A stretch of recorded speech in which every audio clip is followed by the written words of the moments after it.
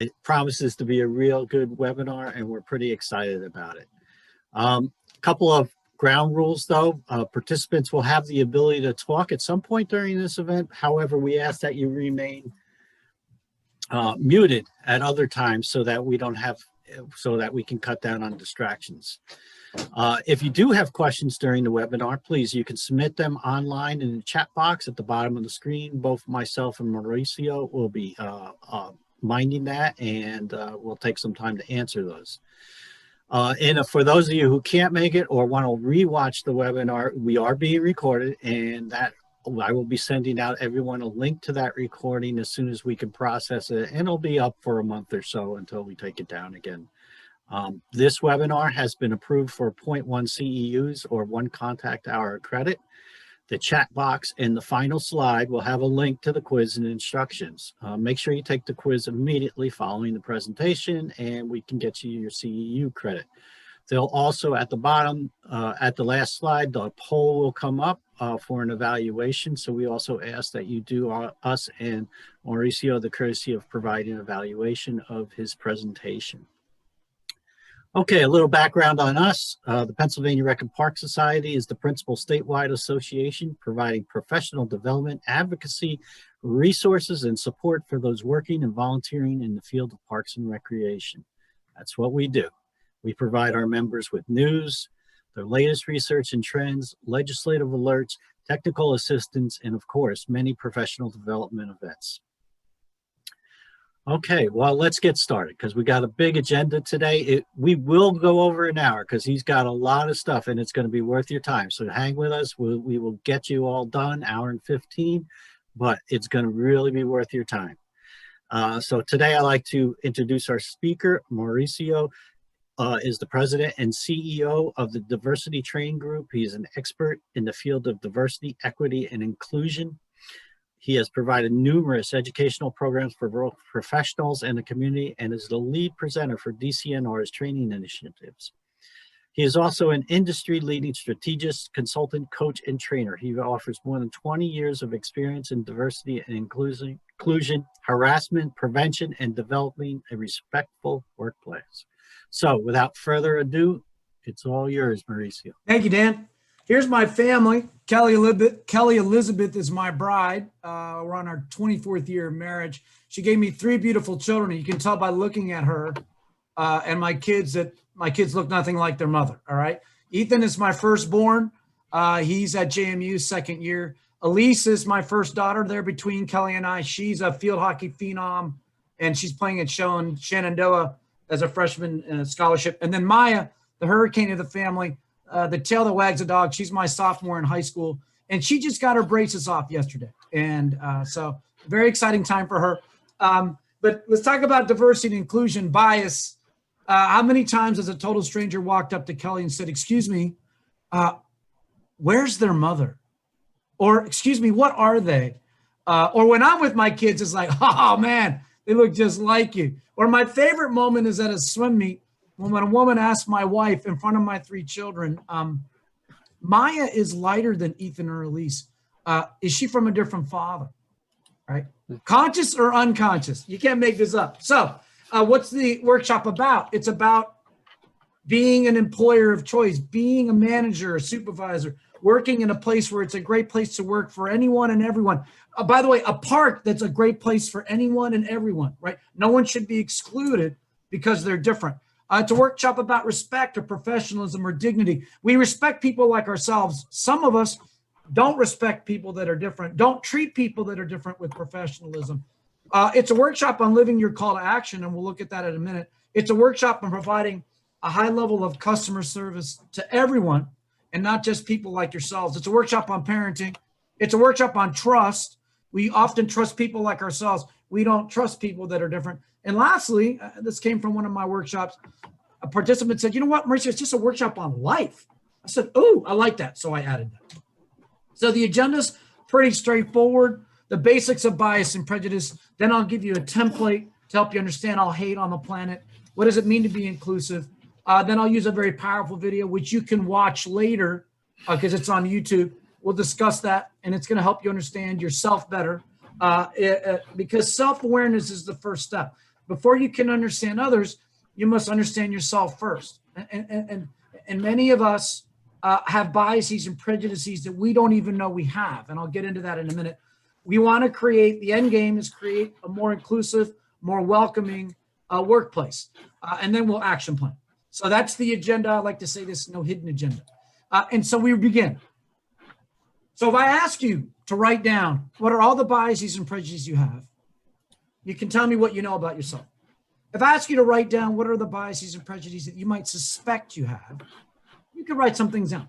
But if I ask you to write down what are the biases and prejudices that you don't know you have, what we call unconscious or subconscious or implicit bias, you can't write anything down because it's what you don't know you don't know. And we all mean well, but my work is about how we treat people, especially people that are different. So it's not uncommon for me to be doing training and somebody will say in the class, I had no idea I do that. I said, okay, that's a breakthrough. Well, I never meant to hurt anybody. It doesn't matter what you meant. What matters is what you said. So I'll give you an easy example because I'm a storyteller. This is how I train, right? So, and I grew up camping, by the way. My immigrant parents, this is probably the only thing we could do that we could afford to do in terms of a vacation. So I grew up tent camping, and then eventually we got a little Sprite trailer. But I was camping most of my young adult, and I'm happy to report that my son is an Eagle Scout. So my desire and interest in the outdoors went through him. And he was 8 years old when he said to me, Dad, I want to be a scout. I said, we go all the way, because mine wanted to be a scout. And my immigrant dad was like, I don't have time for that. And talk about diversity, scouting, where the pack that we were in, the troop that we were in, not many minorities in that. So we're going to talk about all that. So doing a workshop, and this woman says to me, I think I have an example of your two models already. I said, please hit me. She says, I'm the travel agent. I book all the travel between the DC office and the LA office. I said, okay. And one of these guys I'm always on the phone with calls me and he says, I'm in town. I've never met you. Love to put the face to the voice. I talk to you sometimes more than my own wife. You know, I'm always booked up here back to back, but I have an hour between meetings. Can you come down? I'll buy you a cup of coffee at the little Starbucks. She says, that'll be great. I'll be right down. And she comes down and he turns. He's like, where are you? She says, I'm standing right next to you. And he looks at her and he goes, oh, you're black. I didn't know you're black. You don't sound black. And then he goes, oh, why did I just say that out loud? That's an unconscious bias coming out of his mouth like a genie out of a bottle. And he says to her, oh, I'm so sorry. I didn't mean that. Classic. I had no idea. Classic in my work, right? The people that I coach, executive coaches, often tell me, oh, I didn't know that was racist, or I didn't know that was sexist, or I didn't know that was horrible. And I always say to the executive, that's your problem. You should know better. Well, I never meant to offend anybody. It doesn't matter what you meant. What matters is what you said. Well, I think she's being overly. You can't tell other people how to feel. Big mistakes that people make. So there's what you know about yourself. There's what you don't know. But what I'm saying is be humble, be open by what you don't know, you don't know. And we all mean well. No one knows what you mean unless they can read your mind, which we can't. What we do know is what you said, and actions have consequences. So hopefully you acknowledge I've already started doing this. Provoke, facilitate, surprise, entertain, add value. I've been doing this work actually for 28 years. I've done this workshop in every state but North Dakota. Work and life have taken me to 75 countries. I've done work in the Everglades. I've done work for the Park Service, Fish and Wildlife. I trained at Nipsey, Smoke Jumping Fire Center. I trained in Grand National Sequoia State Park. I've been to Alaska 10 times. Bureau of Land Management, Bureau of Reclamation, Bureau of Indian Affairs, all clients. So I'm blessed. You're paid to be here. I'm paid to be here. You're not doing what you usually do. So triple investment, let's enjoy. So you've got this call to action. And I really think this is a fine document put out by PRPS after the George Floyd travesty, horrible incident. But there, there's a whole series of things that have been happening all summer. You could Ahmaud Arbery, Breonna. I mean, you could really, there's a pattern, unfortunately. But PRPS wants to be champions of inclusion and fairness and social equity. They want to make sure that where we are as volunteers and workers, that it's a safe place, it's a respectful place. It's and I'm a big believer. You got to go beyond tolerance. Tolerance is I'll put up with you till I can't put up with you anymore. We got to go beyond tolerance to understanding, right? And I work with a lot of parks where, yeah, there are too many Mexicans here. There's too many illegals, or what are these Indians doing?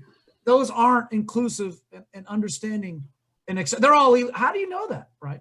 And their music is too loud. Actually, your music is louder, right? So we're going to get into all of that. We're in the business of building community, not just community for my community, but community for everybody, creating joy for everybody, and of course, supporting health and well-being. So let's ensure that we can do that, all right? So we begin, because I don't like talking the whole time. When I say bias, what is bias? Chat, throw it in the chat. When I say, what is a bias? What is bias? Throw it in the chat. Oh, wow, I left my water. Hold on. Throw it in the chat.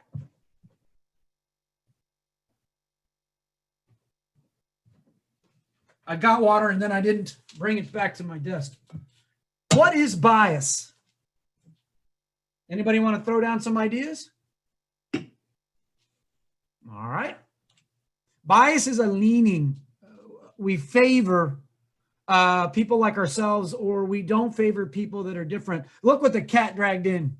Anybody ever heard somebody say that? You're working at the front desk and your colleague says, oh, look what the cat dragged in. Patrons coming through. Is the person like the person describing them or different? We know the answer. They're different. And by the way, they're not just different, but I'm attaching meaning. That meaning is bias or prejudice. Look what the cat dragged in, right?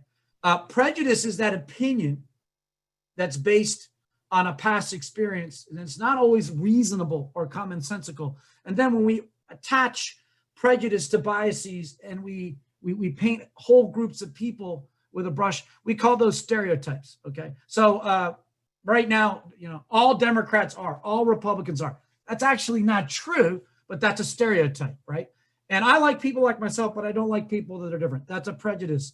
And why don't I like them? Because that reminds me of somebody. This woman in the last class said, he reminded me of my ex. I said, is that good or bad? She says, horrible. I said, now the poor person doesn't know he looks like her ex, right? But that's a bias, all right? So bias 101, a leaning toward, we favor people like ourselves versus people that are different. Prejudice is that meaning we attach, that opinion. And then the stereotype, all priests are, or all police officers are. Horrible, not true, and very, very destructive. So when we talk about this, so that's the basics 101 of bias and prejudice. Now there's two levels. There's what we call implicit bias, and then there's or unconscious bias, and then there are conscious biases. So if you're on social media in the last couple of days, a lot of hate, a lot of anger, a lot of rage. When I type that out, that's what we call an explicit bias. An implicit or unconscious bias is a bias that you may not know you have, but the people around you may know you have it. I'll give you an easy example. I was coaching an executive, and we're using Zoom, and he's running a meeting, and I'm just watching. And he ends up during the meeting, and I'm taking notes, interrupting all the women in the meeting when they're talking, but he doesn't interrupt the men. Talking over the women, but not saying a word when the men. And then the cherry on top was when a male colleague of his on his team came up with an idea who a woman had raised about 20 minutes earlier. He didn't hear her say a word, but when he brought up almost the exact same suggestion, almost word for word, he's like, Bob, that's brilliant. The room was like, so I had to tell him afterwards that he's unconsciously a sexist. And he says to me, guess what he says to me? I had no idea. I said, really? I never meant. I said, well, the problem is everyone else is kind of really uncomfortable. Well, why haven't they told me? Because you're not approachable, right? You're not humble. And so they hired me to give you the tough love, right?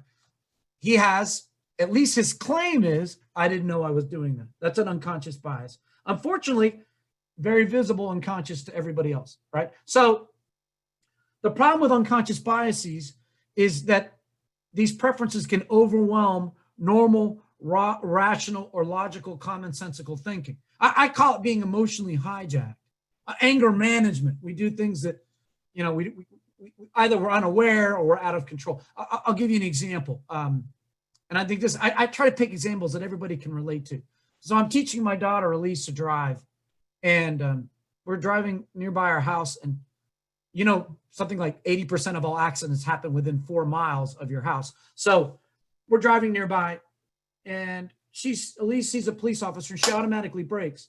And I say, pull over, pull over. And we pull over. And I say to Elise, why did you just brake when you saw that police officer? Who taught you to do that? She goes, Dad, I put my foot on the gas, on the brake pedal. I said, worse. It was a 25-mile-per-hour speed limit. You were going 16. The guy behind you almost hit us because you went down to 12. You're half of the. I said, Elise. And Elise goes, I didn't know. I said, my advice to you is when you see a police officer, maybe you take your foot off the gas, but you don't brake. Most people have this bias, unconscious or conscious. Most people have this bias. We don't want to admit it, but we have it, right? So another school of thought in my field was that we were all hardwired. These unconscious biases are hidden biases, that we prefer people like us, that look like us, that sound like us, that share our backgrounds. This social categorization, and I studied advanced social psychology at UVA, is the way we rapidly label and categorize and then attach meaning. And again, the problem is these preferences can overwhelm normal, rational, commonsensical thinking. I'll give you another example. So I'm the son of immigrants, and I grew up in a pretty homogenous neighborhood. And my mom would say on a regular basis, how many of you have this mother or father? I don't want you hanging out with those people. And she usually, the end of the sentence, her voice would trail off. Mauricio, I don't want you hanging out with those people. I always said the same thing to my mother. Mom, we're the only Latinos. We're really the only Hispanics in this neighborhood. That's what they say about us, right? Now, stranger danger, whatever you want to call it. My mom was trying to teach me something. And if I actually swallowed her bias and prejudice whole, and then I apply that to somebody I've never met before, which, by the way, I find fascinating. I've had one experience with an ex, so I dislike all exes. That's always been amazing. How do we hate people that we've never met before? On a philosophical level, so I grew up as a son of immigrants wondering why do people, I'm walking down the street with my dad. I'm a little kid, and this pickup truck pulls up. Bunch of guys in the back of the truck. They're yelling at my father, go back to your country, go back to where you came from. And my father would turn, this happened a couple of times, and I remember my dad saying the same thing each time. Hey, I fought in Korea. I'm an Air Force vet. Did you serve? In the bigot in the back of the pickup truck always said the same thing. Oh, you're a vet? You can stay. And he'd slam the cab of the pickup and they drive off. Now that's 40 years ago, 50 years ago. But that anti-immigrant bias is still very much with us. But I call that a diversity pissing match. I see your anti-immigrant bias and I raise you the wild card, veteran status. My dad was very savvy. And I always say the same thing to my father. Papa, ¿qué pasó? What just happened? I'll explain it to you later. He never did. I eventually figured it out, given the field I'm in, right? So if you want to learn more about your own unconscious implicit biases, I give you a website, projectimplicit.net. You can go there and they hit you with photos and you react and you learn about some of your unconscious biases. It's a fascinating website. It's free. If you are interacting with the public, and that's going to be the rest of your life, you may want to know what biases you're not aware of that you have. I give you the implicit association test. It's a partnership between UVA, my alma mater, Harvard, and University of Washington. All right, so I give that to you. Last way of looking at these issues. Stereotypes are a way of thinking about people that are different. Prejudices are a way of feeling about people. When you bring those two things together and we act upon that, our actions are often influenced. Those actions are discriminatory. All right. So another way of looking at it, I like giving you different perspectives. So let's begin. We move from what is bias and prejudice in the generic, in the universal, to how do we use these biases and prejudices. So I need you to participate now. What are all the differences that go through your parks? What are all the differences that you see? What are all the differences in the people you work with, in the people you serve? What are all those differences? List them, please. I want a laundry list of differences. What are all the differences that we come across, that we come in contact with, that we have to understand? What are all the differences? Well, I guess age differences would be one. Age, excellent. What else? You're my new manager? I have children your age. Age bias, right? Race, good. Physical ability, physical appearance, gender, class, income level, language, different ethnicities, different culture. Good. Age, able, disabled. Excellent. Young, old, tall, short, energetic, slow, fast. Excellent. What are you missing? Marital status, parental status, family status. You're missing veteran status. You're missing GLBTQ, sexual orientation. So, oh, you got it. Sexual identity. Politics, values, beliefs, worldview. Excellent. Excellent list. So here's the question for you. How does your mind make sense out of these differences? How do you look at me? How do I look at you? Well, we have biases. We label, we categorize. And again, it's not the difference, it's the meaning. Look what the cat dragged in, right? By the way, the other person should say, what do you mean by that? Everyone's welcome at this part, right? Make them explain their bias. I'm sorry, what do you mean by that? Versus, oh yeah, look at that here. Look at those, look at that car. Look at that, right? No.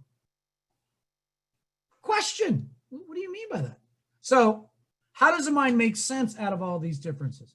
How do you look at me through this jungle of diversity? How do I look at you through this constant whitewater of bias and this fog of difference accelerated by social media? Does anybody see a pattern? Because I'm going to explain all hate on the planet. I'm a student in the space of understanding, the field of understanding hate. Does anybody see a pattern? Right, but there is a pattern. The first thing we do when we come across people that are different is there's a knee-jerk, almost unconscious or subconscious reaction. Ew, yuck, look what the cat dragged in. What, right? I'll get there in a second. I got so many stories to tell and not enough time. So level one, on the border of unconscious and conscious, for many of us, not all of us and not all the time, when we come across somebody that's different, there's kind of this knee-jerk, right? And it's fear, or it's uncertainty, or it's negative, whatever you want. But it's much more advanced than that, much deeper than that. Two models will explain all bias, all prejudice on the planet. The inside, we slice like a pizza in red. We call that the primary dimension diversity. Age, gender, ability, disability, race, ethnicity, and sexual orientation. That we take a subset of your laundry list. If I poured all these differences over onto this model, and this model were a filter, all of these differences would land on here. The primary, slice like a pizza in red. The secondary is the outer blue ring. Now, this is a pair of lenses that you wear, and I'll prove to you you wear these lenses. You just don't know. They sit on the tip of your nose.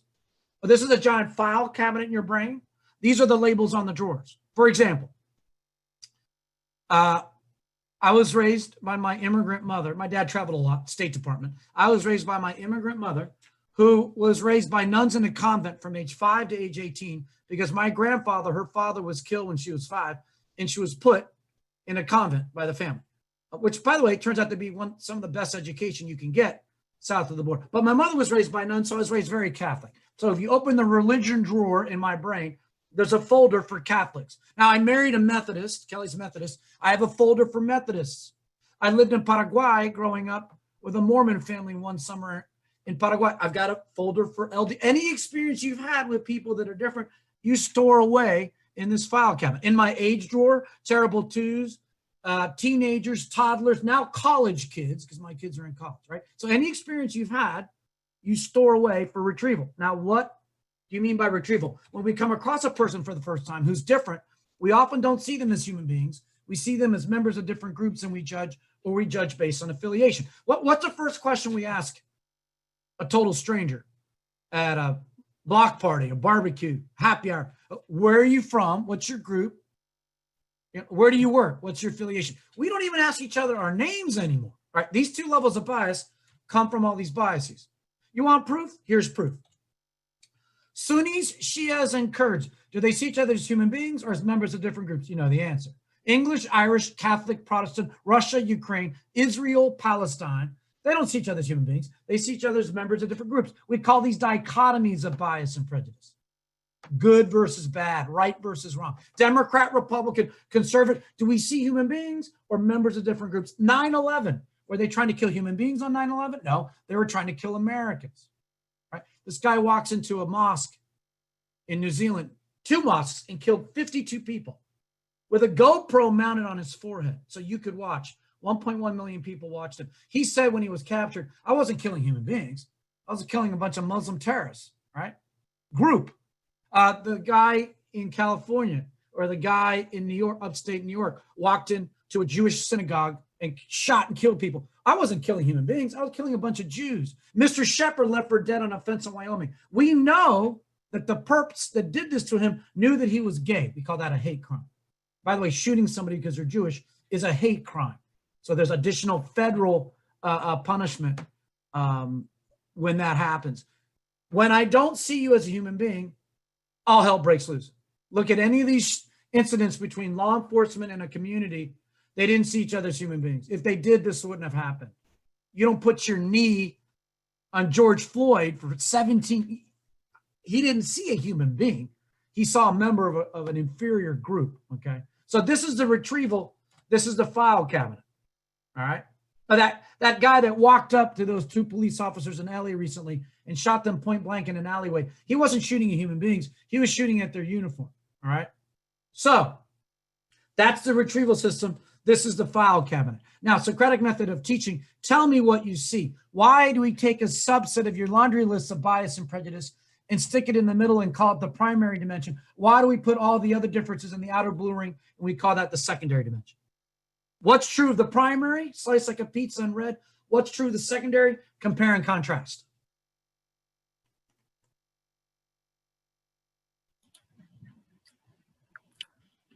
The primary seems to be more visible. Yes, what we see or what we think we see. When they're pulling through the entrance and you're working the kiosk or the desk, do you see human beings or members of different groups? And it's not the group. What's the meaning we attach to the group? Look what the cat dragged in, right? I love that phrase. What else? Primary or secondary? What's true, the primary or the secondary?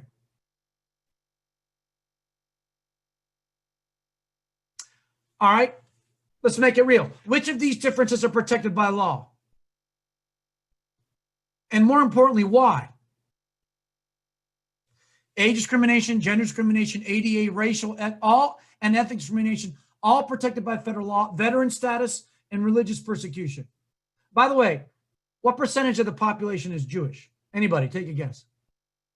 2%. What percentage of all hate crimes are directed at people of Jewish background, Jewish faith?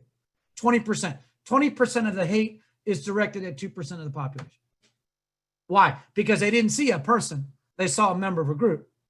Jews, right? So primary dimension, all protected by federal law up until last summer, except sexual orientation. They closed that loophole, the Supreme Court, this summer. Why? Because in 28 states up until this summer, last summer, yesterday I thought you were straight, qualified, credentialed, professional, heterosexual. Today I find out you're gay. Ew, I don't want to work with gay people. I could fire you on the spot in 28 states. Now, did your credentials and qualifications change? No. What changed was my perception of your group. Totally legal in 28 states until last summer. All right. Primary, secondary. Anything else you want to say here before I make it real? So let's make it real. Does this explain human behavior? So Mauricio Antonio Velasquez, that's me, falls in love with Kelly Elizabeth Mays. My bride is from Lynchburg in Charlottesville, Virginia. Green eyes, blonde hair, perfect teeth. I had braces for 10 years. Beautiful on the outside, more beautiful on the inside, with an accent that cut me in half. All right. Now, what's going to happen when I bring home Kelly Elizabeth to meet my immigrant parents? What's going to happen? Are they going to see Kelly as a person or as a member of a group? What do you think? And how are they going to do it? As we pull in the driveway of my ancestral home, what are my parents doing through the front kitchen window? Primary dimension. I call it a visual credit check. So I knew this was going to happen. So I called ahead the Grease's kids because I'm a diversity trainer and my parents are bigots. All right. So I called ahead. Mamacita, it's Mauricio. I have to say my name because I sound like, actually, my little brother sounds like me. Mamacita, it's Mauricio. Vengo jueves. I'm coming Thursday. Traigo mi novia. I'm bringing my girlfriend. Estoy enamorado. I'm crazy in love with this woman. What's the first question my mom asks to find out if I'm dating a Latina, a Hispanic woman or not? What's the first question my mom asks?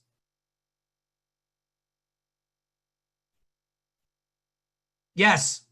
What's her name? I pretend like I don't hear it. Mama, vengo jueves. I'm coming Thursday. Yo quiero la sala. I want the living room. Yo quiero el cristal. I want the crystal. Yo quiero el mejor. I want the best, which means open the museum part of the house, remove the towels and the plastic and the sheets from the furniture, get rid of the ropes. She's the one. My mom goes, you want the crystal, the china, the silver? I said, I want the doilies, the crystal, the china. I want, Mom, pretend I'm bringing the Pope home. My mom goes, listo. And what's her name again? See you Thursday. Now, pulling in the driveway of my ancestral home. I still own this car. I have an 87 Celica convertible, white with a black top. It's got 270,000 miles, worth like $50. I'm still running. I'm pulling in the driveway. I have cowskin seat covers on the chairs, dice in the window. I even have a cowskin seat, a steering wheel cover. So getting out of the car, I see my mother through the kitchen window. I wave at her. My mom doesn't wave back. She comes to the window. She looks at me. She looks at Kelly. She crosses her arms and she puts on a nasty face like, I don't like what I see, right? Kelly's getting out of the car. She looks at me. She goes, what's going on? I looked at Kelly because she's reading my body language. I go, you're dead on arrival. Primary dimension. Kelly goes, what are you talking about? This is my best outfit. That doesn't change your race. What are we going to do? Plan B. What was plan A? Plan A is they'd fall in love with you like I did. We're not even inside yet. This is worse than going to a car dealership. When they do a visual credit check, the minute you park, as you're going into the dealership, what are they already figuring? Can this guy afford this car? What is he doing? What a waste. I'm not going to waste my time. I said to Kelly, come with me. Pop the trunk. In the trunk are 2 packages. Kelly goes, what is this? I said, these are gifts. In my culture, you bring gifts. Kelly's like, I'm not from your culture. I said, I know, that's why they're extra big. Now help me with these things. We're walking to the front door. And I say to Kelly, now this is going to be our first lie. Kelly goes, what do you mean? In my culture, we bring gifts. You're not from our culture, so you're giving my parents extra big gifts. Now, I don't want them to know that I bought the gifts, so you just don't tell them. I don't want them to believe that you bought the gifts. Kelly, door opens. There's my mom. Crushed red velvet, black velvet, patent leather belt, patent leather, every piece of expensive jewelry. She looks dynamite. Easter best.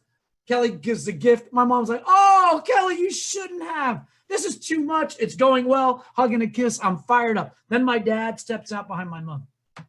And I'm a diversity trainer because of my father.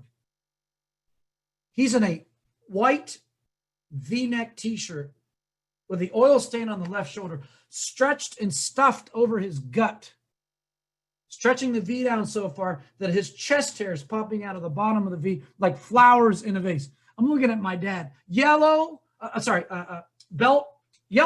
belt twine, shorts are hand torn from denim pants, strings dangling down. I'm looking at my dad like, mom's in her Easter best, and you look yellow socks y un par de chancletas. Anybody on here Latino when I say chancleta? Wow. Sandals made south of the border from an old truck tire. Then when the truck tire goes smooth and flat, they remove it from the truck, they cut it in the shape of a sole of a shoe, and it becomes a sole. And there's my dad with these 2 truck tires and the steel-belted radial wires jutting out of the edges. And I can see Kelly, give him his gift. He's trying to intimidate you with this. We're going in. Dad sits in his Barca Lounger. Mom sits in her Queen Anne. We're in the appropriately named love seat. Now, when Kelly goes to powder her nose, goes to the bathroom that first night, it begins. In Spanish, in a whisper, what's the first question my mother asks? Because I brought home somebody different. What's the first question? And this is why I call this a workshop on parenting. What's the first question my mother asks? Mauricio. No, not what do you see in her. Is she Catholic? Católica. Are you trying to kill me? Very good. No, my mother asks, is she one of us? Católica? Now, if my mother said, is she spiritual? Is she religious? That would be what we call an inclusive, open, welcome. No. My mother's very exclusive. Is she one of us? I looked at my mother. Does that have to be the first? Católica? She raises her voice. I said, Mama, she's going to hear you. Okay, she's not Catholic. She's Methodist. My mom looks at my dad, gives him the chin. My dad, that means say something. My dad looks at me, looks at my mom, and says, and I quote, I have no idea what that means. And my mother says, very out loud, ha! Which means I don't like her. That's an explicit bias, all right? My mom freezes. Game breaker for her. My dad sees the opening. Okay, what kind of money does a speech pathologist, what kind of money does she make? I'm like, Dad, I don't know. My mother, geography. Where is this Lynchburg? Isn't that where Jerry Falwell? What a name. What a name. I said, God rest his soul. His dad is dead. My mother, will she bring us children? My father, will she bear fruit? Family says. I said, Dad, did you just say fruit? My mother, does she keep a clean house? My dad, does she like to cook? Do you notice how they're going around the horn? Now, they can tell I'm getting upset. They're asking the wrong questions. What's the one question they never asked? Because they were choking on their own bias and prejudice, pointing out we're so different. What's the one thing they never asked? Do you love her? Does she love you? Do you make each other happy? Do you like her? Is she good to you? Never came up because my parents in Spanish were trying to say, she's so different, right? My mom can tell I'm getting more and upset. I even say to my parents, you're asking the wrong question. I don't know how many of you, I have become the parent and my parents have become the children. All right. And I said to my mom and my dad, you're asking, my mom goes, okay. Is she educated? I said, a question of merit, a question of effort. Self-starter. Yes, Kelly has a college degree. Well, does she have a master's? Now, what's my mom doing? If I brought him a Latina, and I said this to my mother, if I brought him a young Latina, Hispanic, and she was beautiful, she could be a high school dropout. I bring home a white woman. What does my mother do to the standards? She jacks them up. She moves the goalposts.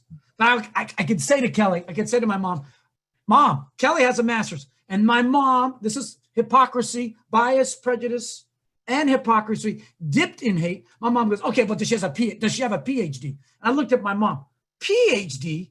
You don't have a GED from a third world. How could you speak? You're not listening to what's coming out of your mouth. So did my parents see Kelly as a person? No. Only as a member of a group. And they attached meaning. How do you get from the primary to the secondary? You have to ask. My parents didn't want to ask because they didn't like what they saw already. They wanted to stay in the primary and treat Kelly like a robot, a carcass, a body, but not treat her as a human being. All right. Oh, and the best moment of the night, my mother turns to my father and says in Spanish, a mí no me gusta, in front of Kelly and I. My dad says, yo tampoco. I don't like her either. Kelly speaks Spanish. She's sitting right there. I squeeze her hand so she doesn't bust out laughing. I basically say to her, let's see how deep this hole will be when we're done. At the end of the night, I'm getting my coat and I say to my mother, Mamacita, Kelly habla español. What? Why didn't you tell me? I said, you didn't ask. Oh, this is what I get for giving birth to a diversity trainer. I said, don't blame me for your prejudices. My mom calls a week later. Why doesn't Kelly like me? I'm like, really? Mom, you told her to her face. Oh, don't bring that up. My mother is a racist with selective memory. Now, don't tell me you don't have that in your family. Did I say that? I don't remember. I got 9 witnesses. I have it on video. But it gets better. Kelly says to me, my turn. Now we go to Lynchburg, Virginia, and you have to meet my daddy. And he's not going to like you. And I don't want you to be yourself. So when he meets you for the first time, please don't be yourself. He's old school. I said, what do you mean? Well, I've never dated a non. I said, got it. So the first time I meet my father-in-law, guess what's the first question he asks me? He says, where are you from, boy? Now, I'd never heard that term in my culture. So where are you from, boy? And I look at Kelly, I go, I'm from Virginia, sir, born and raised just like you. Kelly goes, not my Virginia. And he's looking at me like I'm a refrigerator. And I said, not your Virginia. Then he says, have you ever dated, and he uses the N-word for African-Americans. Have you ever dated Ners? And I look at Kelly, I go, I'm sorry, what did you just say to me? Have you ever lived near Ners, dated? What do you think of Jews, homosexuals? He used a different term. And my favorite was Yankees. And I looked at him, and I looked at Kelly. I said, Yankees? I'm sorry, are we talking about the baseball? You know what I mean, boy. Now Kelly comes over to me. Okay, it's going well. It's going well. I look at Kelly and I look at Mr. Mays, my father-in-law. I was going down there to ask his permission to marry her. I go, Mr. Mays, we'll be right back. We go out on the deck overlooking Smith Mountain Lake. And Kelly goes, it's going well. I said, going well? Kelly goes, I told you my father was old school. Honey, your dad has said the N-word 10 times in the last 15 minutes. Babe, your dad isn't old school. Your dad's a member of the Klan.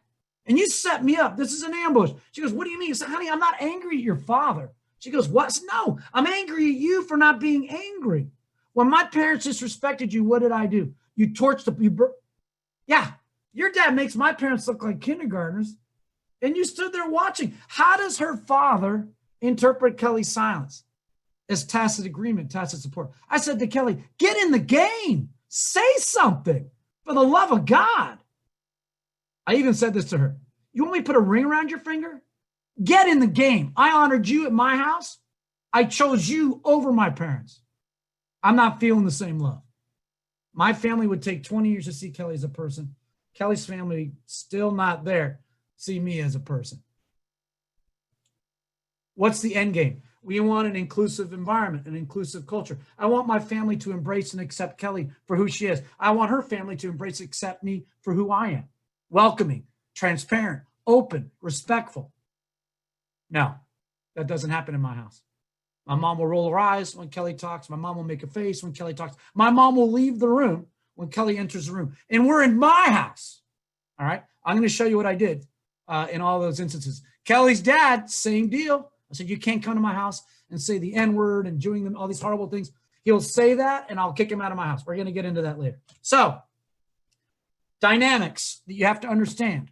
They're what we call in-groups and out-groups. Now, if you are working at a park and you only want people like you to be allowed into the park, that's what we call the in-group. If you don't want all these other people to come, they're what we call the out-group. In my house, Kelly is in the out-group because Latino is the in-group. In her house, I'm in the out-group. And in the general society, I'm in the out-group as a minority, as a Latino. Now, how does this work?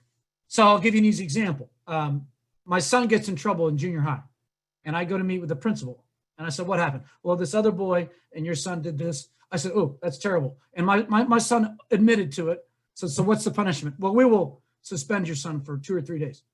I said, okay. And the other boy? Well, he's the mayor's son. He's a VIP. He won't be disciplined. I said, what? He's in the in-group. Your son's in the out-group. I said, that's not what's going to happen. Give me $50,000. I'll put your kid at Georgetown. We'll pretend they play tennis. I'm trying to get a kid in college. I'm like, that you can do that? I'm not in the in-group. I'm in the out-group. So another example. I want Ken to work in my department. We go way back. Our children play together. We go to the same church. We went to the same high school. Well, how about Kathleen? Well, has Kathleen done the job before? You know you're in the out group when you're held to different standards. Does Kelly have a PhD? I'm like, PhD? Mom, you don't have it, right? In group, they often move the goalposts. Out group, you're held to a higher standard. Happens every day in our society. All right. Now, vocabulary, understanding, language, models. Now, if you understand and look at the world I do, which is we're all in this together and one person at a time versus, oh, I hate them and those people. No, one person at a time. It's a simple world I live in. Roy Rogers said once, a stranger is just somebody I haven't met yet. Love that guy. I don't believe in us versus them. I believe we're all in this together. All right. So let's put it all to task, all to test. I'm going to show you a video now. It's called The Lunch Date. It's set in New York City, Grand Central. This was his thesis to get his degree in film from AFI, American Film Institute. It's a short, movie short, won an Academy Award. I'm going to show it to you now. It's on YouTube. If you really like this, you can watch it at home tonight and show it to your kids or your grandkids.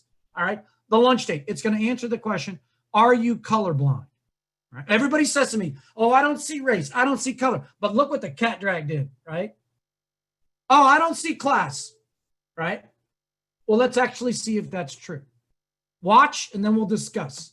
The Lunch Date by Adam Davidson. Don't say anything out loud. Don't chat. Just enjoy, all right? Oops.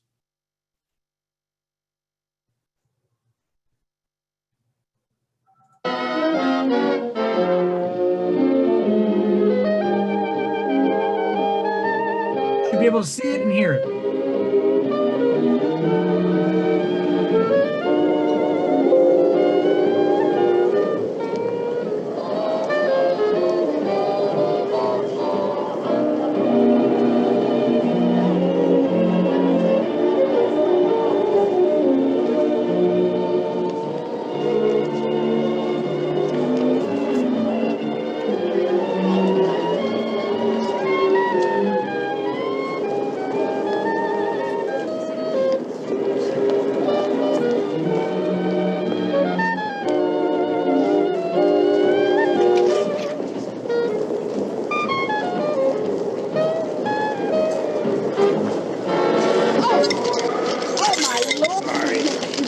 No, don't. Please don't touch them. I'll take care of those. No. All right, let me give you a hand. No, don't. No. You're making me miss my train.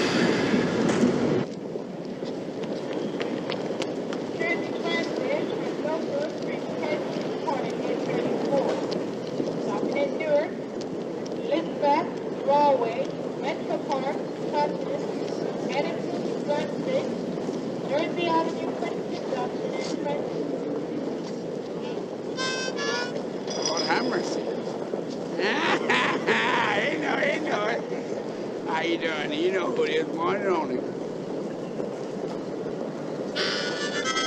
I know who you are, hot dog. You know I know who you is. How you doing? Happy New Year. May God bless you.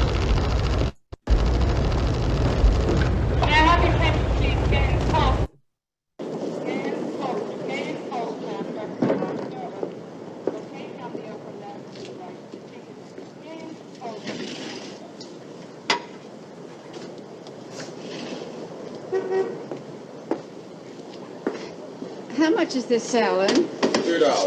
Well, I'm not sure that I have that much.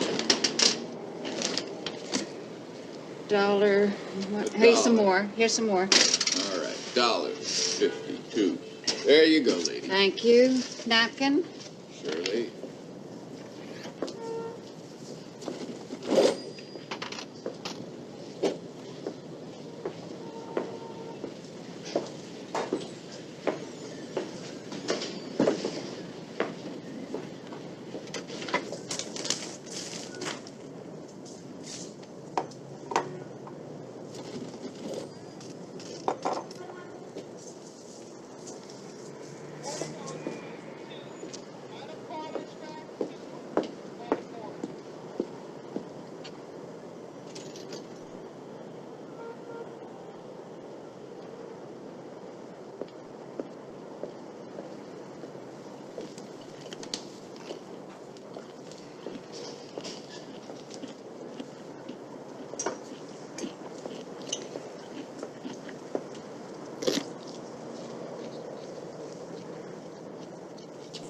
That's my salad. That's my salad.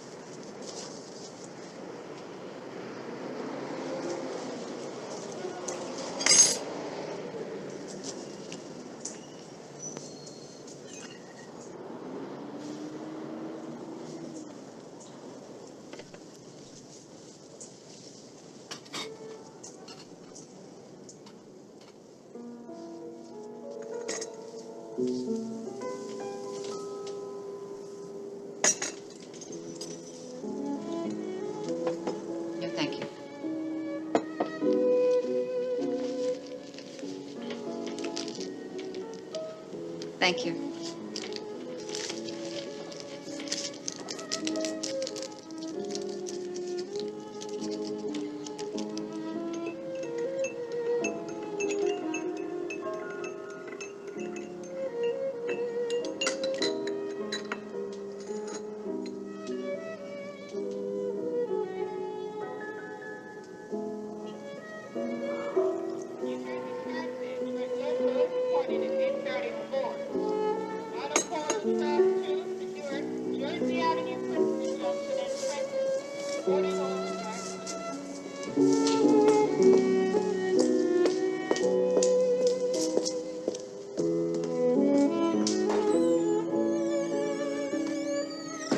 Now, I do a lot of work in law enforcement. Chief of police of one of my clients yells out right now, they should throw that bum in jail. I said, Chief, wait till they should throw that bum in jail.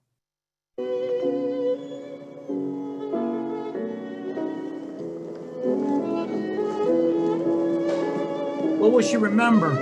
Her shop, her bags, her shopping on Fifth Avenue.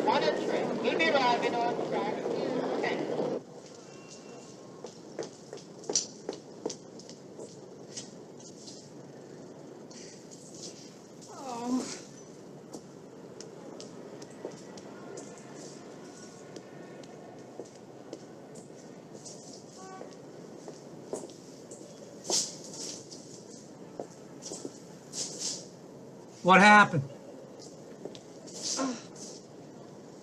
Oh my God. What I didn't know, I didn't know. He didn't eat my salad. I ate his, and he bought her a cup of Joe to boot. I turned to the chief of police. I said, Chief, do we throw her in jail? Guess what he said in front of the entire department? Innocent mistake. Even though she's guilty, she walks.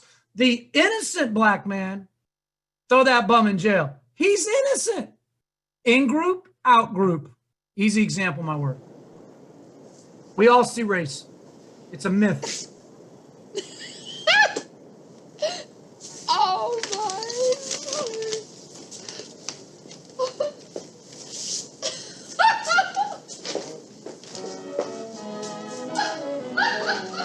Fantastic. Come on. Everybody got any change? Any change? Can you make some change to eat? Please, please, please, man. Stop.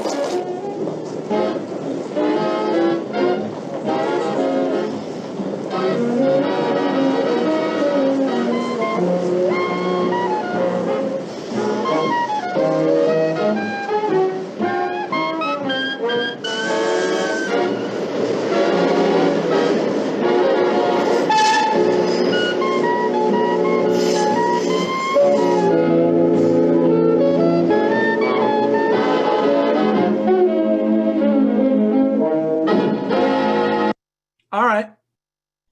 So what happened? I don't see race. I don't see color. Is that actually true? I don't have a biased, prejudicial bone in my body. That's not true. Anybody ever clutched your purse or locked the car doors? Conscious or unconscious? You're in an elevator. What's happening? Why did she think he was eating her salad? Turn on your mic. Let's do this live. Let's not chat. Why did she think he was eating her salad? It seemed like she assumed he was homeless and just kind of taking what was there and what opportunist. Yeah. I got up and this guy swooped in and he's eating my salad. By the way, he knows her salad's at the next table because he reaches over and gets a salt and pepper. So my question to you is, why would he let her eat his salad? To make a point. First goes, hey, but then he lets her. Why? Anybody? He wants to make a point that, you know, through his actions. Sorry, that's my dog. That's all right. I mean, I think he's letting it play out, right? To He's a good Samaritan. He's a random act of kindness. He's like, this poor lady, maybe she's having a senior moment, or she looks lonely, or I'm lonely, or let's see where this goes. Yeah, let's have some fun here today. He also might be afraid that it'll turn against him somehow. That's right. If he complains, that's right. Call the police, right? Mhm. Very good. Now, when he offers her sugar off the table, she doesn't take it. But she does accept sugar, sweetener, a sugar substitute out of his pocket. What is that an act of? Trust. They didn't trust each other. They didn't see each other as human beings to start. They saw each other as members of different groups. Primary, your race, his size, his appearance, his clothing. Oh, he's definitely homeless, or or he wants, and he's an opportunist, right? The mind does this in 1.5 seconds, actually. All right. Now, what are your biggest takeaways of the session so far? What did that video, our discussions about all bias and prejudice, our discussions about how we do it to each other, what's your biggest takeaway? We're an hour in. I think for me, my biggest takeaway, the video was obviously awesome, but actually your story about meeting your wife and then y'all meeting each other's parents really resonated with me. I'm from South Carolina and have definitely had very similar experiences. I dated a guy who was Filipino in high school. My grandpa asked me who the Puerto Rican was that I brought, and I Puerto Rican. Yeah, so Yeah. Yeah, been there, and you definitely called me out and stepped on my toes in the best way. I tend to do what your wife did and kind of just like, if you can just, hear the stuff and let it go in one ear and out the other like I can, it'll be okay. But I really appreciate that you were like, no, like that's not acceptable. And it's like, I know it's not acceptable, but for whatever, it's one of those, like, it's your parents, you don't want to disrespect them, but it's like, why are we okay with them disrespecting us or whoever we bring home or associate with or talk to or date, all these things. Well so said. That's been mine. Well said. I don't want to disrespect my parents, but I just watched them dismantle, completely destroy the person I love. Mm-hmm. Well said. Thank you. Biggest takeaways. We got to see each other as human beings. We have to get beyond the primary, suspend judgment, and get to know the whole person. Once you see the whole person, bias and prejudice, for the most part, starts to melt away. We got to be careful not to label, not to group. We have to own our own biases and prejudices. We got to feel comfortable, really being uncomfortable. We got to be comfortable kind of going beyond our comfort zones. And we don't want to create an environment where, I don't want you to know my mom and my dad are mixed race, or I don't want you to know that I'm gay, or that's what we call an exclusive environment. We want an inclusive, welcoming environment. And when you see something, say something. Now, in closing, what you permit, you promote. What you allow, you encourage. What you condone, you own. So one tip for you, for all of you, if you witness something that goes counter to what PRPS stands for and your call to action, what can you say? Well, when my parents were disrespecting Kelly, I said, really? I said, wow. I said, ouch. I repeated. My mom asked me point blank in front of Kelly. She asked Kelly, when are you leaving my son? I know he can do better. I said, what? 3 kids are already on the planet. And my mom asks my wife, when is she going to divorce me? I mean, I lit up like a Christmas tree. And I said, really? And then I repeated what she said out loud at a very high voice so everyone in my house could hear, so I could embarrass and shame my mother. And then I kicked her out, right? Same thing with my father-in-law. You see, I sent out an email before you come to my house. This is a Christmas Eve party I have every year. You can't say the N-word. You can't say chewing them down. You can't say all these things. And sure enough, he says it. I've chopped the wood. I got a fire burning. He's sitting on a leather chair, drinking a bourbon I just served, his favorite I bought. And he starts talking about Ners and coloreds. And I said, what? I warned you. I grabbed him and I kicked him out of my house, right? My little kids are like meerkats. They started repeating the N-word. I'm like, oh my God. Horrible role model on both sides. And my mom, by the way, she couldn't believe I was kicking her out. I'm like, really? You disrespected but I'm your mother. I'm like, Mom, I love you. But I can love you, but not like what comes out of your mouth. We call this in church, love the person, hate the sin. I said, Mom, there has to be consequences. You can't come over here and drop a bomb in here And I'd rather sleep with my wife tonight. If I don't kick you out, I don't sleep inside tonight. It's Christmas Eve. Actions. My mom, how many of you were raised by this mother? If you got nothing positive to say, don't say it. Yet my mom violates her own rule on a regular basis. So we're walking down the driveway, and I said to my mother, do you know but Maya, at the time 5, do you know that my Maya is asking me why you hate her mother?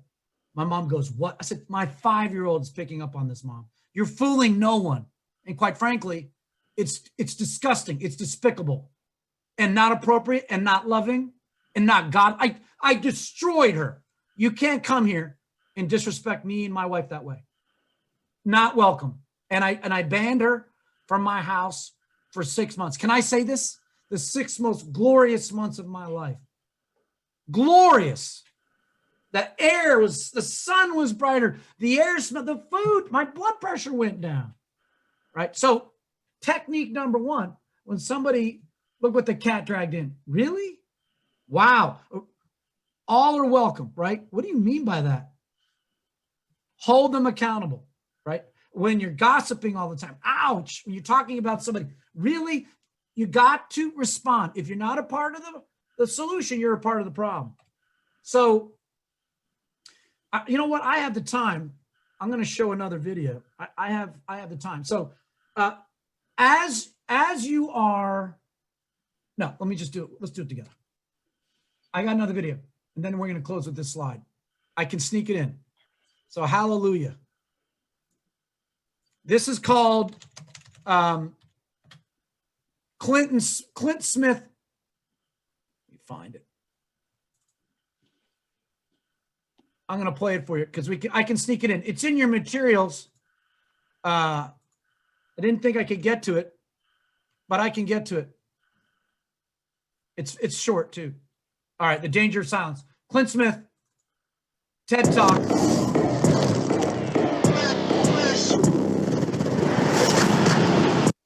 Here we go. The danger of silence. When you don't say something, there's a consequence.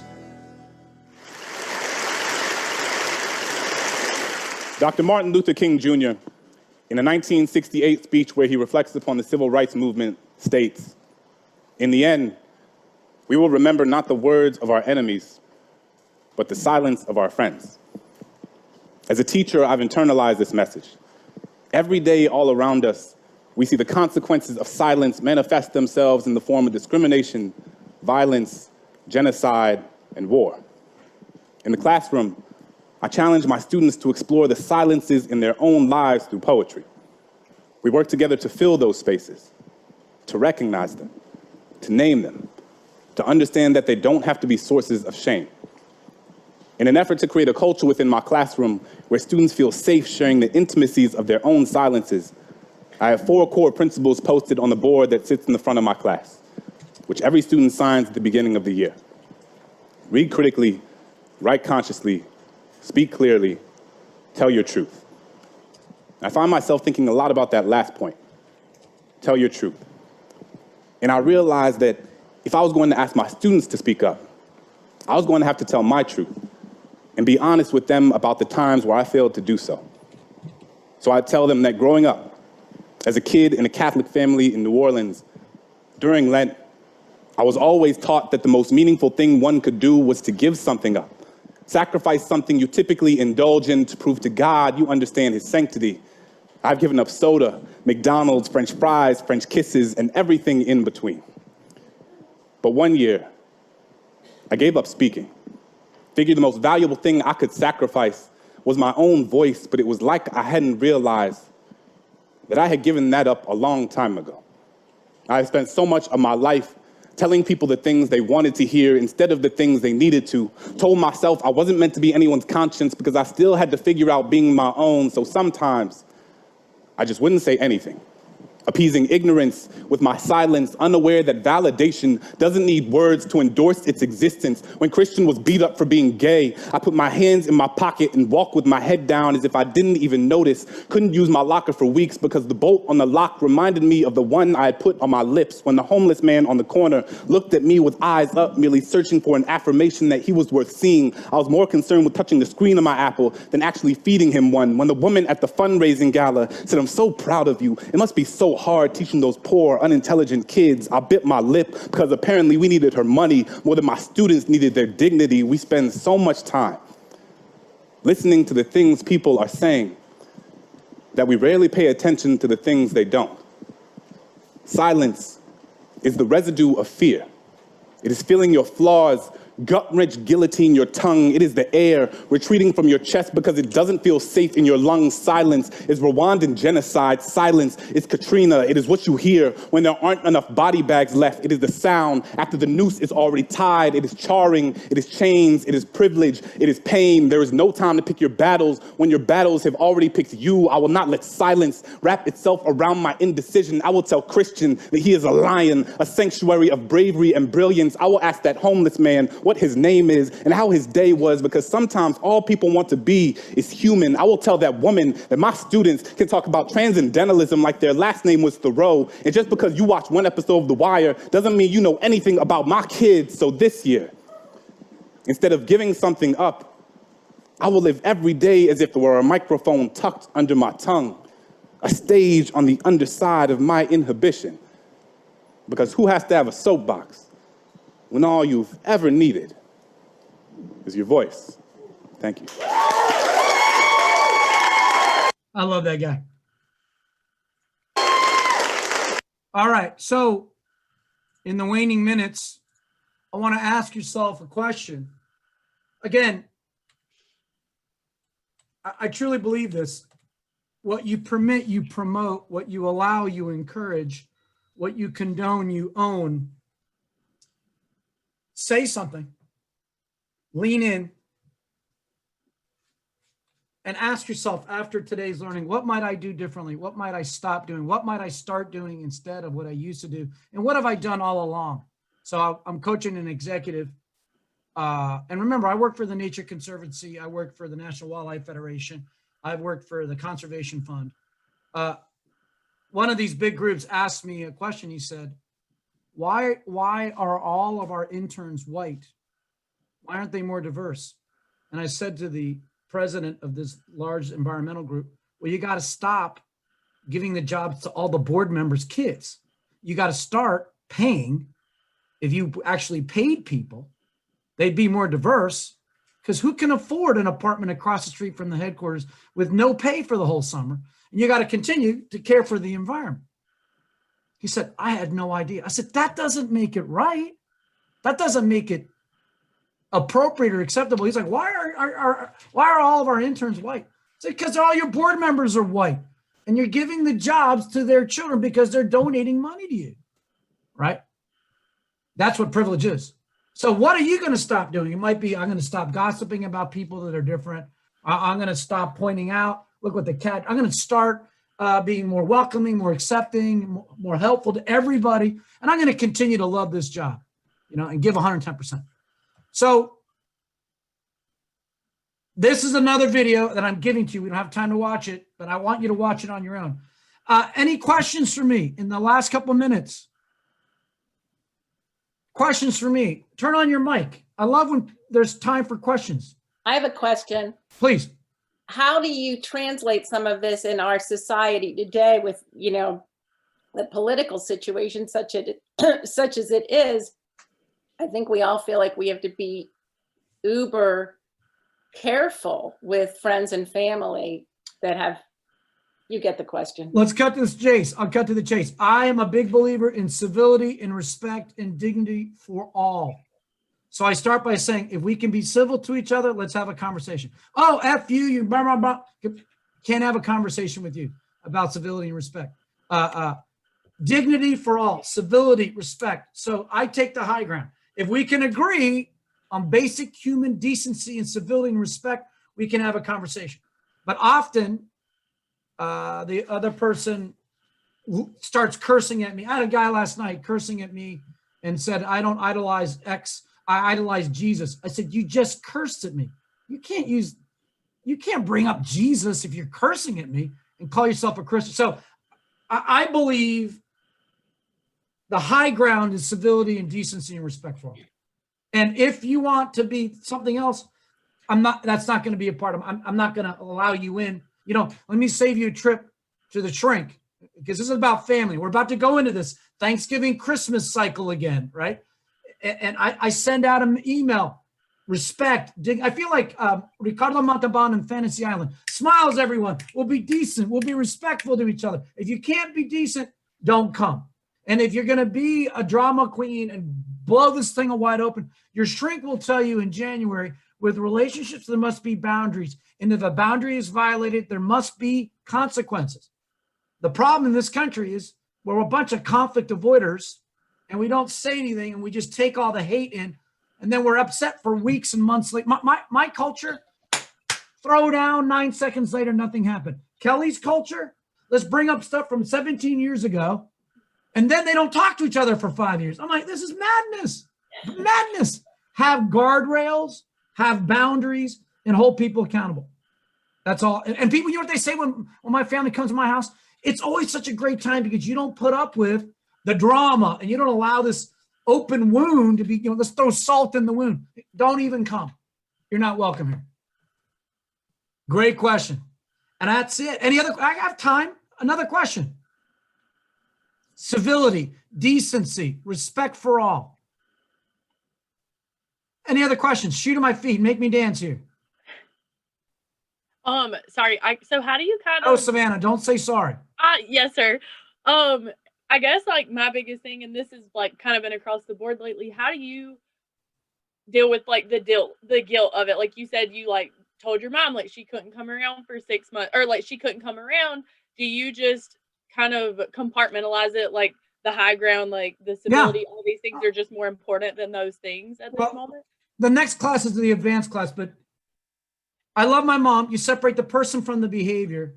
Okay. I can love my mother, but I can dislike what she says. Again, in church, they call that love the person, hate the sin. So it's compartmental, but it's separating. Love my mom. And I tell her, you can't come over here and say that and expect me to allow you to stay. Right? Oh, I'd like to see you more. If you can be more positive, you can be more decent. If you can be more welcoming, you're welcome. But when my children are like, Abuela, which is Spanish for grandma, Abuela doesn't like mom. When my kids pick up on this, mom, you're not fooling anybody. And you raised me. Actions have consequences. And if you have nothing, I give it right back to her. She's a hypocrite. I go, I'm not a big fan of hypocrisy in my house. And by the way, how do I feel when I do it? Like $1 billion. By the way, my wife loves me even more. There's no downside to this, only upside. And my kids are like, Dad, that was decent. That was righteous. I said, absolutely. Other comments? Call people out that are being hateful, that are being disrespectful. And by the way, just say, I mean, my favorite here is ouch, or really, or wow. Call people out. It's not about politics, for the love of God. It's about basic, fundamental decency, humanity. All right? If you can't take the high ground, don't even go there. All right? And by the way, I tell people all the time, if I have a problem with what Donald Trump said, I can separate Don from his comment. I'm not saying anything about all Republicans or all, no, I'm just talking about this one comment is not appropriate. It's not presidential. It's, you know, that's what you do. You focus on a particular, what we call micro inequity. All right. Same goes for Joe, right? If he was disrespectful, I'd call him out, right? Anybody. I'm like, wow, that wasn't presidential. That wasn't, I attacked the behavior, not the person. All right. Okay. Decency for all. Anything else? Respect for all. All right. That's it. Thanks for your time. If you enjoyed it. Oh, wait. No, that's not it. Dan, you got to come on with a screen, with a screenshot. Right, Dan? You there? I'm coming right now. There it is. Okay. We had the time. So 2 things to start us off. First of all, if you want the CEU credits for today, please go to that website, the Survey Monkey. It's a short quiz. I just posted it in the chat. After successfully passing the quiz, you'll get a letter of completion and 1 CEU credit. I'm also launching a poll. We'd like to know how Mauricio has done. I think he's done very well. And Mauricio, I want to thank you for speaking with us today and for My pleasure. your presentation. And I want to thank everybody else for taking the time out of their schedule